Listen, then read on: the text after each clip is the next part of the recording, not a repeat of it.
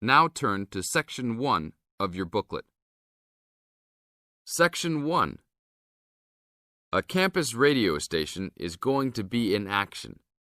An interviewer is interviewing a man from the university for the survey.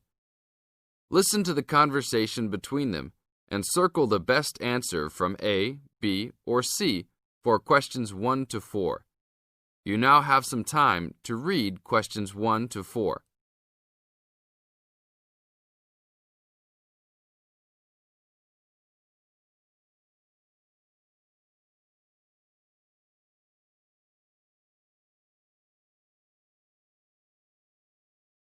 You will see there is an example which has been done for you. On this occasion only, the conversation relating to this will be played first. Excuse me, I'm conducting a campus survey. Would you have time to answer a few questions? What's it all about? We're doing some market research for a new campus radio station starting in the next few months. That's okay. Sounds good. Great. I'll just work through this form with you. And if we could start with some personal background information? Sure. Right. If I could have your age, please. 26. Okay, good. The teacher being interviewed is 26 years old, so B is circled. Now, we shall begin. You should answer the questions as you listen, because you will never hear the recording for the second time. Listen carefully and answer questions 1 to 4. Excuse me, I'm conducting a campus survey. Would you have time to answer a few questions? What's it all about? We're doing some market research for a new campus radio station starting in the next few months. That's okay. Sounds good. Great. I'll just work through this form with you. And if we could start with some personal background information? Sure. Right. If I could have your age, please. 26. Okay, good. And are you a student, teacher, or in another job? Well, I'm a tutor, but I'm also a postgraduate student, so I don't know what you might call me. What do you think? Okay, well, I'm more of a teacher, really. Fine. And would you mind if I asked about your salary, or I could leave it blank? No, that's okay. It's $20,000 a year. Thanks. Right. Now about your current listening habits. What would you say is your main reason for listening to radio? Well, I'm usually busy during the day at work, so I usually only listen to the radio at night. It helps me relax and unwind, even if I'm studying. Good. And how many hours a day on average do you listen to the radio? Well, not a lot really. I'd say just over an hour all told. Now you have some time to read questions 5 to 10.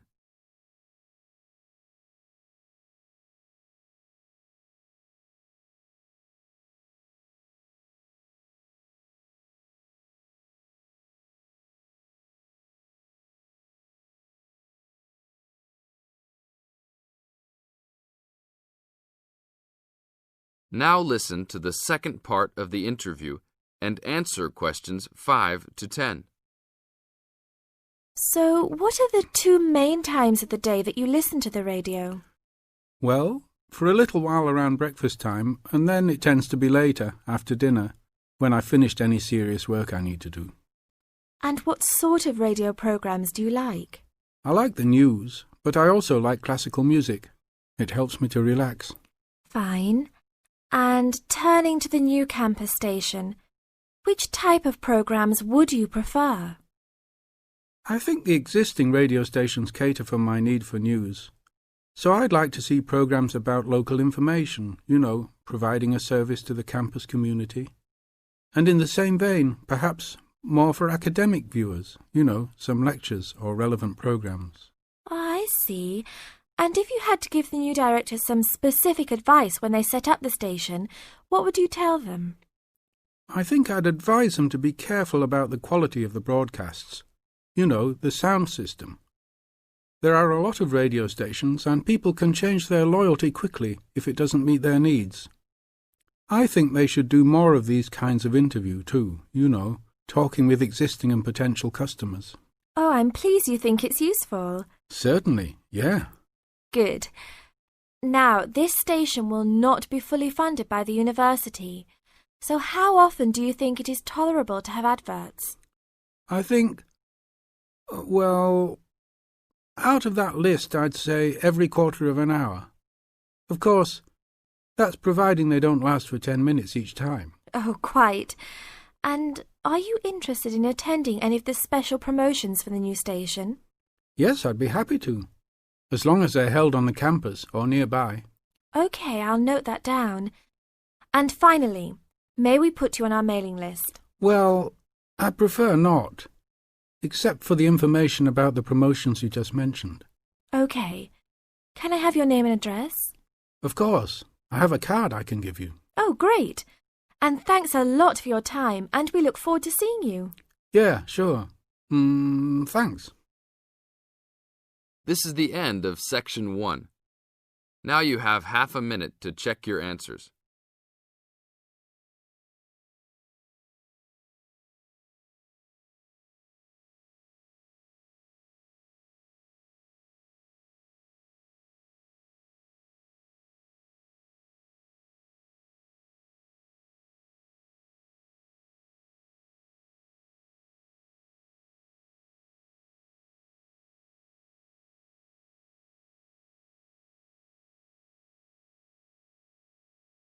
Now turn to Section 2. Section 2. You are going to hear a talk given by Madeline. She is going to introduce the recreational facilities on campus and in town. First, you have some time to look at questions 11 to 20.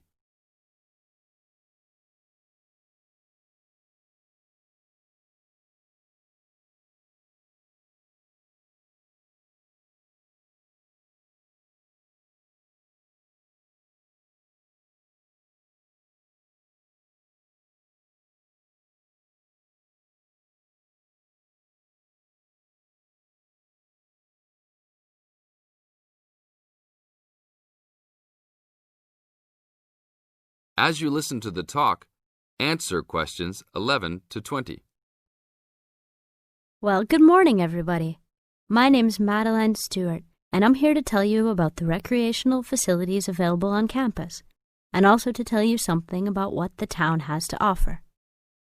You may already know that your Students' Union membership also includes membership of the Sports Union, which provides a range of sporting and recreational facilities on campus, much the same as those in most British universities. The Sports Union has football, tennis, and cricket teams in local competitions. And really, most sports are catered for in some way on campus, even if they're just social matches. In the building itself, there are fitness classes and a full gym, including weights.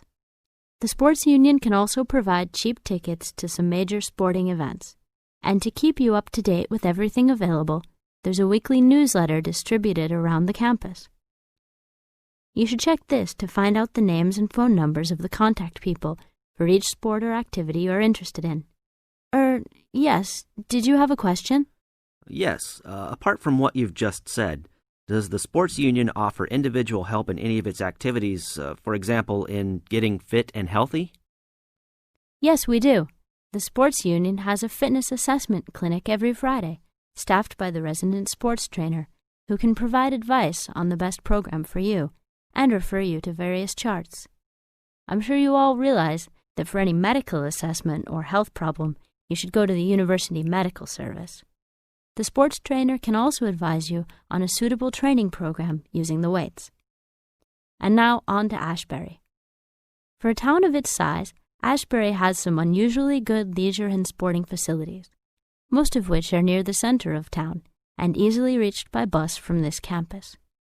There's a new, well, almost new, Olympic-sized swimming pool.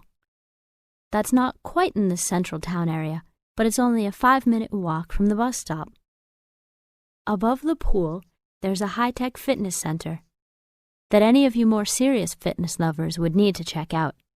Then, in the center of town, there's a sporting complex called the Anderson Center, which contains squash courts and facilities for a number of other indoor sports, such as basketball. And just around the corner from the Anderson Center, in the main street there, is an indoor bowling alley. All of these facilities are listed in the weekly newsletter, so I encourage you all to look through it and This is the end of Section 2. Now you have half a minute to check your answers.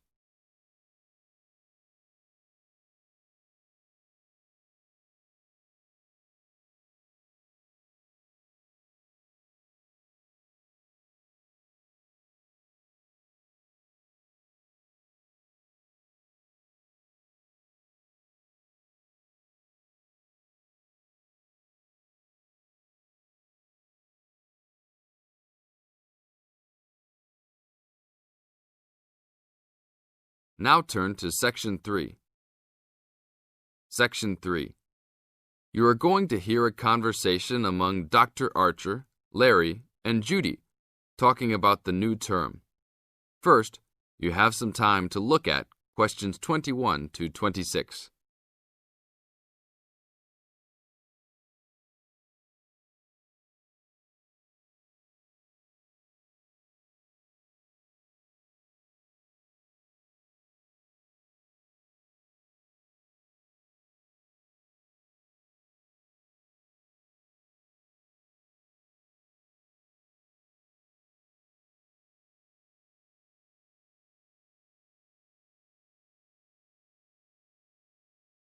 Now listen carefully to the first part of the conversation and complete the notes and table below. Okay, everybody, welcome back to the new term.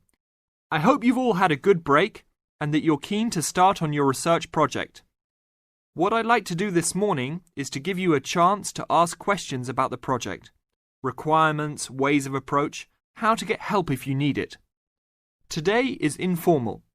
It may be already written on paper, but it's nice to have an opportunity to have it confirmed. So, any questions?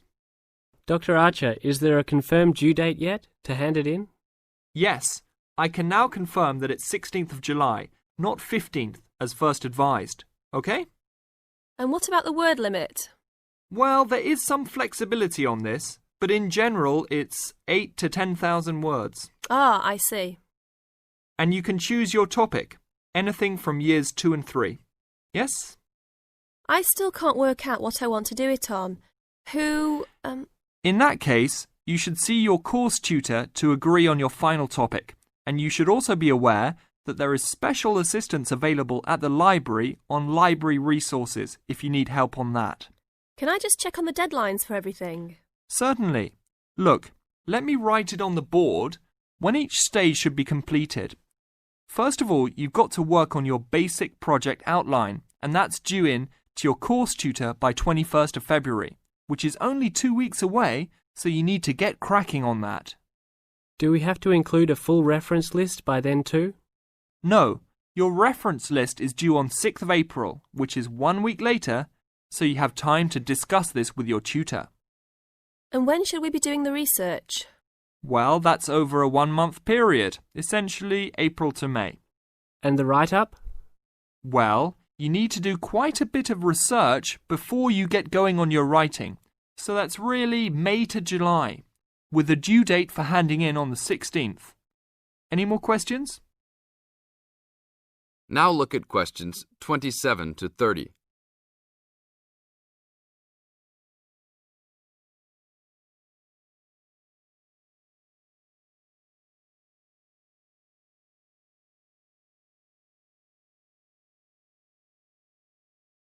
Listen to the second part of the talk and match A, B, or C with questions 27 to 30. Well, sir, just some advice really. It's about the research approach. Would you advise us to use some case studies? Well, Larry, I know these can be difficult to arrange sometimes, but I really feel they are of great benefit in this subject. You can always talk to your tutor if you're having difficulty. Yes? I've looked over some previous research projects that are in the library. Is that a good idea, sir? I heard... Okay. I don't think you should go through them in detail, especially at this early stage, or you might end up being influenced by them more than you realise. But yes, it really is about the best guide you can have to what's required to what's expected in this type of project. Sorry, Judy, I butted in on you. That's all right. It's just that I noticed one project was a joint one. They work together as a pair. Is that a good idea? Yes, I remember that paper. Working in a pair can have some advantages, but to be frank, this is meant to be an individual project, so it's best to work on your own. About using subjects, is it okay if we use family members? Your own relatives? I don't see why not. They probably offer some advantages in terms of availability, although you need to guard against possible effects on your research outcomes. So, you can if you want. Perhaps you should discuss this with your tutor if you plan to use relatives, so you can approach it in the best way. Okay, thanks. Okay then. Well, I hope we've been able to sort out a few things. You're welcome to see me at any time, or drop me a note if you have any more queries. Fine, thanks. This is the end of Section 3. Now you have half a minute to check your answers.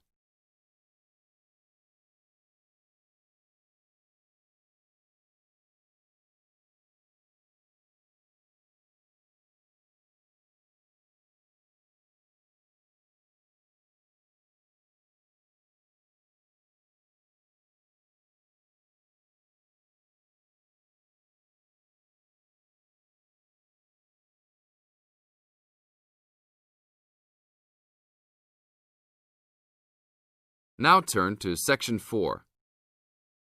Section 4. You are going to hear a lecture about the geographic information about Australia. You now have some time to read questions 31 to 40.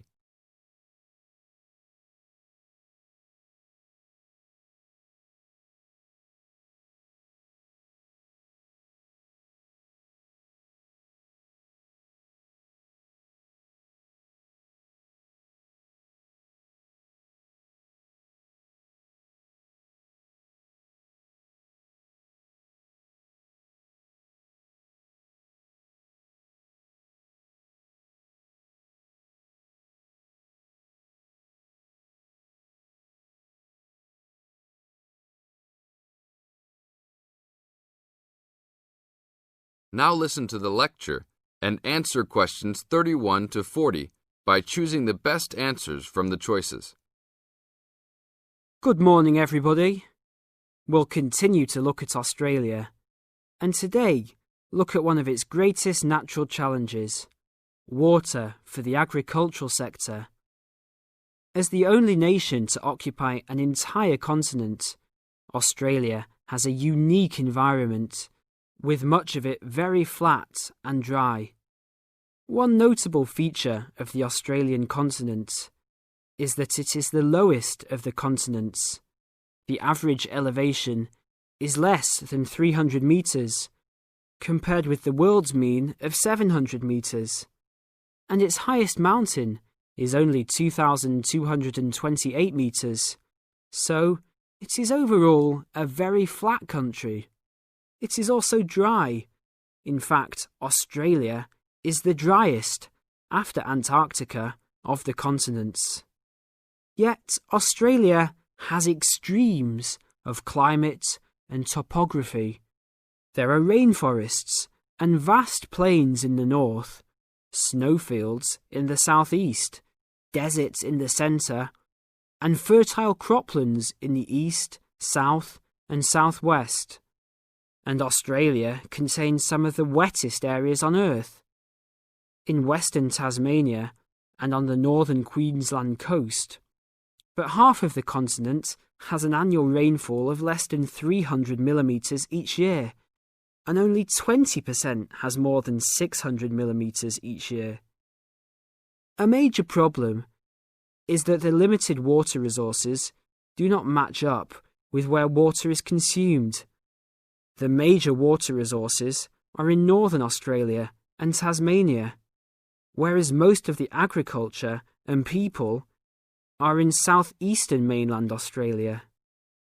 The agricultural sector is the largest consumer of both self-extracted and main-supplied water, using over 70% of total net water consumption. Electricity and gas supply, and water, sewerage and drainage services use notable amounts of self-extracted water. However, Net consumption in the household sector is the lowest, just 8% of total net water used. Australia's water use increased by 25% over the decade between the mid-1980s and mid-1990s. Much of this increase was due to irrigated agriculture, which, as noted earlier, accounts for over 70% of national water demand. Since the mid-1990s, the growth and profitability of irrigated agriculture has outstripped the dryland agriculture sector.